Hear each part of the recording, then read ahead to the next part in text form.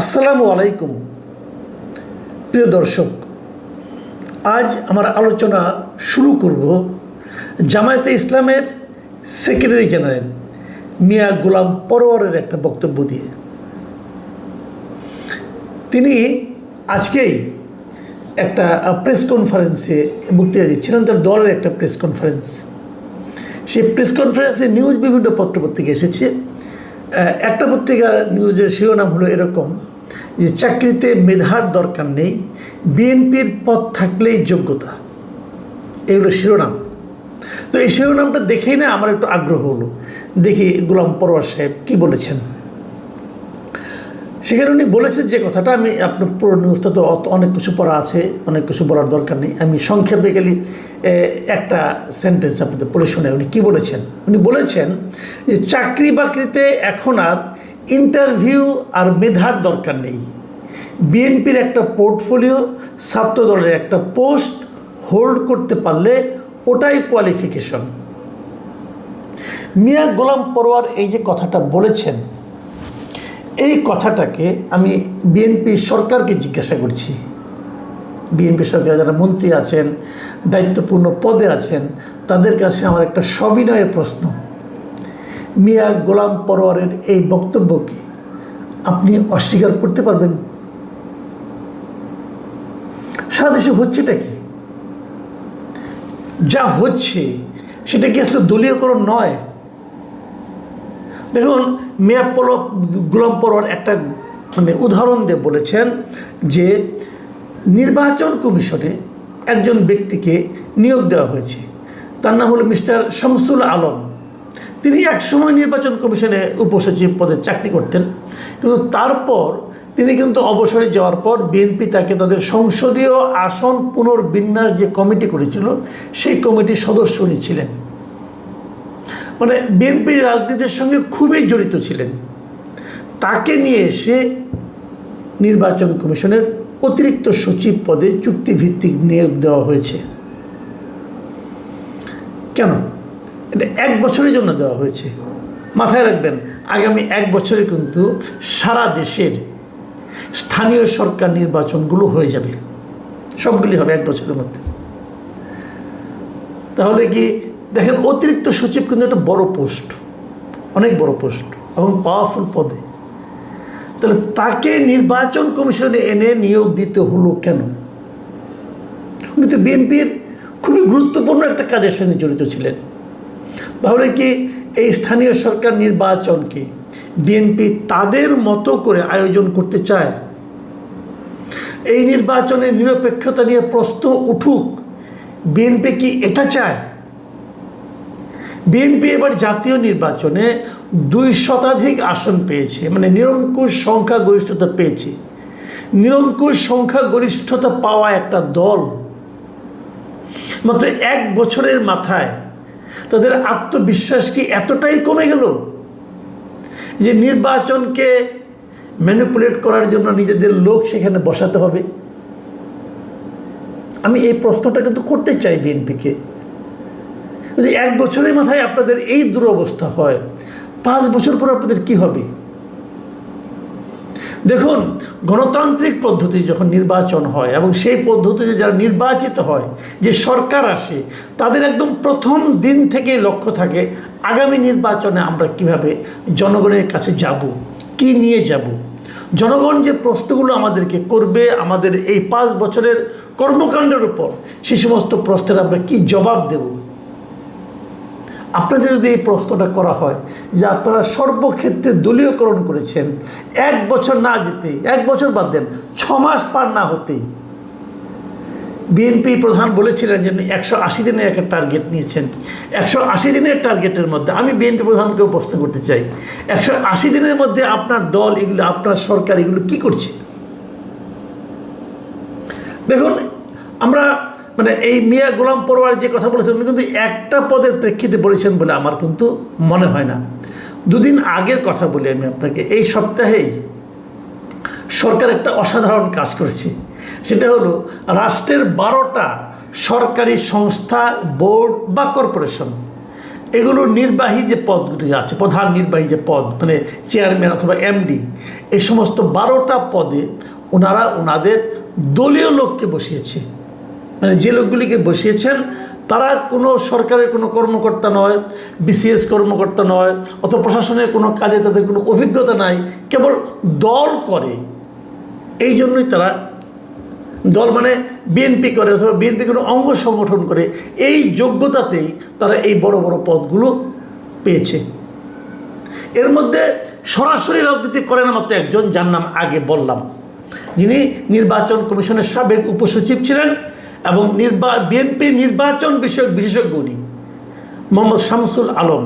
তাকে নির্বাচন কমিশন সচিবালয়ের অতিরিক্ত সচিব পদে নিয়োগ দেওয়া হয়েছে। এটা হলো কি, উনি সরাসরি বিএনপির কোনো পদ নাই, তবে উনি বিএনপির নির্বাচন বিষয়ক বিশেষজ্ঞ ছিলেন এবং গত নির্বাচনের সময় বিএনপিতে ওনার বড় ভূমিকা ছিল। উনি একটু কম দলীয় বলতে পারি আমি, যে মানে সরাসরি না, একটু ঘুরিয়ে। আর বাকিদের নাম আমি তালিকাটা আপনাদেরকে একটু পড়েই শোনাবো, কারণ আমি এটা মানে এই জিনিসটা আমার মানে এত খারাপ লেগেছে যে আমার হয়ে জনগণের সঙ্গে, আমার দর্শকদের সঙ্গে শেয়ার না করলে চলবে না। দেখুন, জাতীয়তাবাদী শ্রমিক দলের কেন্দ্রীয় কার্যকরী সভাপতি মোহাম্মদ সালাউদ্দিন সরকার, তাকে নিয়োগ দেওয়া হয়েছে বাংলাদেশ শ্রমিক কল্যাণ ফাউন্ডেশনের মহাপরিচালক হিসাবে। আরও কয়েকটা নাম বলি। বিএনপির কেন্দ্রীয় কমিটির আন্তর্জাতিক বিষয়ক সম্পাদক মোহাম্মদ রাশেদুল হক, তিনি নিয়োগ পেয়েছেন Bangladesh overseas employment and services limited BOESL, তার এমডি হিসাবে। এই বোয়েসেলটা হলো সরকারিভাবে যাদেরকে বিদেশে পাঠানো হয়, তাদের ট্রেনিং দেওয়া হয়, এই ধরনের একটা বেশ গুরুত্বপূর্ণ সংগঠন। কিন্তু এটার এমডি হয়েছেন কে? বিএনপির আন্তর্জাতিক বিষয়ক সম্পাদক। এইগুলো ওনার যোগ্যতা। আচ্ছা, বিএনপির কেন্দ্রীয় কমিটির বন ও পরিবেশ বিষয়ক সম্পাদক, রাজশাহী সিটি কর্পোরেশনের সাবেক মেয়র ছিলেন উনি, মোহাম্মদ মোসাদ্দেক হোসেন বুলবুল, তিনি নিয়োগ পেয়েছেন বাংলাদেশ বন শিল্প উন্নয়ন কর্পোরেশনের চেয়ারম্যান হিসাবে। বিএনপির কেন্দ্রীয় কমিটির সহ ধর্ম বিষয়ক সম্পাদক এটিএম আব্দুল বারী ড্যানি, তিনি নিয়োগ পেয়েছেন বাংলাদেশ অভ্যন্তরীণ নৌ পরিবহন কর্পোরেশন BIWTC, তার চেয়ারম্যান হিসাবে। দেখুন, এগুলি কিন্তু কোনোটাই রাজনৈতিক পদ না, এগুলি অত্যন্ত গুরুত্বপূর্ণ পদ এবং এই প্রত্যেকটা পদের, প্রত্যেকটা প্রতিষ্ঠানের কিছু অর্থনৈতিক কর্মকাণ্ড আছে এবং সেগুলির সঙ্গে জনগণের কিছু স্বার্থ সংশ্লিষ্ট বিষয়ও আছে। সেটা প্রধানের পদে নির্বাহী প্রধান হিসেবে নিয়োগ পাওয়ার জন্য যোগ্যতাটা কি? ওনাকে বিএনপি করতে হবে এবং বিএনপির কোনো জায়গায় আরও আমি আপনাকে 12টায় পড়ে শোনাবো আপনাদেরকে। জাতীয়তাবাদী যুব দলের সাবেক কেন্দ্রীয় সহসভাপতি মোহাম্মদ কামরুজ্জামান, যিনি কামরুজ্জামান দুলাল নামে পরিচিত, তিনি নিয়োগ পেয়েছেন বাংলাদেশ জাতীয় সমাজ কল্যাণ পরিষদের নির্বাহী সচিব হিসাবে। বিএনপির রংপুর বিভাগীয় সহসাংগঠনিক সম্পাদক আব্দুল খালেক, তিনি নিয়োগ পেয়েছেন বাংলাদেশ ইস্পাত ও প্রকৌশল কর্পোরেশন BSEC, এটার চেয়ারম্যান হিসাবে।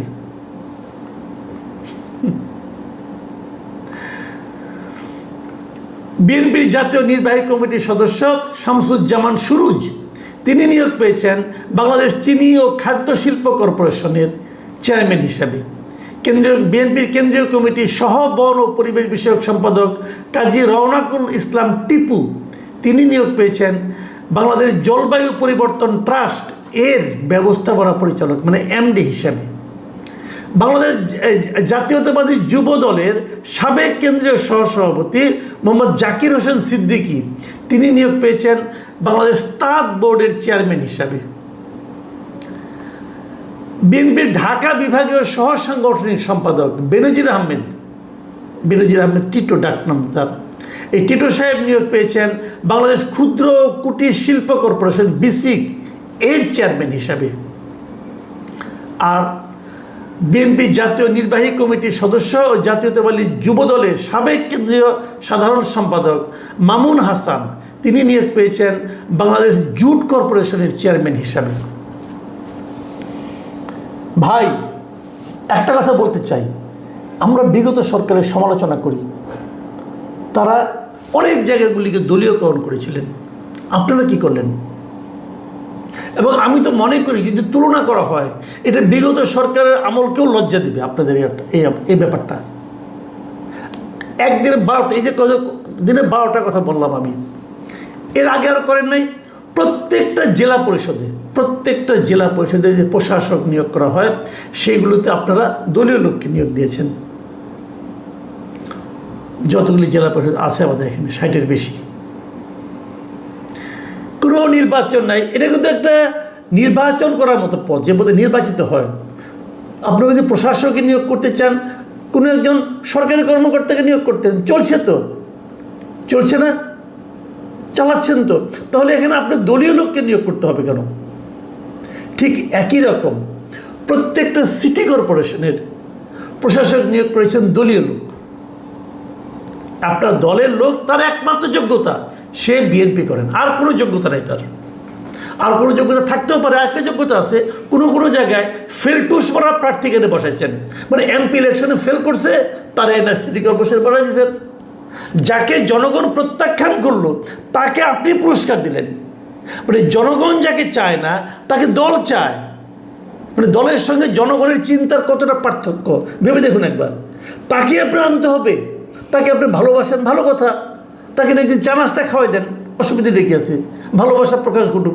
কিন্তু উনি তো ওনার যোগ্যতা প্রমাণে ব্যর্থ হয়েছেন, উনি তো জনগণের মন জয় করতে পারেন নাই। তাকে আপনি জনগণের মাথার উপর চাপাই দিয়েছেন। এবং এটা করার মাধ্যমে বিএনপিকে লাভ করেছে। আমি মূল পয়েন্টে আসতেছি, এই যে কাজগুলি বিএনপি করছে, আপনারা আমাকে প্লিজ বলেন এতে বিএনপির কী লাভ হচ্ছে?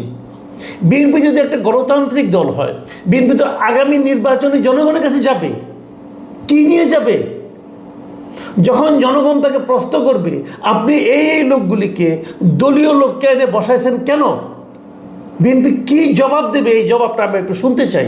একটা ব্যাখ্যা প্লিজ, স্থানীয় সরকার মন্ত্রণালয় হোক, অথবা যে মন্ত্রণালয়ের আছেন, অথবা প্রধানমন্ত্রী হন, যারা আছেন, আপনারা এই জবাবটা খালি দেন যে দলীয় লোকগুলিকে এই সমস্ত গুরুত্বপূর্ণ পদে নিয়োগ দেওয়ার পেছনে আপনাদের কি লজিক কাজ করছে আমরা একটু জানতে চাই ভাই, একটু জানান। আমরা তো একটা স্বৈরাচারকে হটিয়েছি, আমরা একটা দলীয়করণ করেছিল নির্বিচারে যারা, তাদেরকে হটিয়েছি।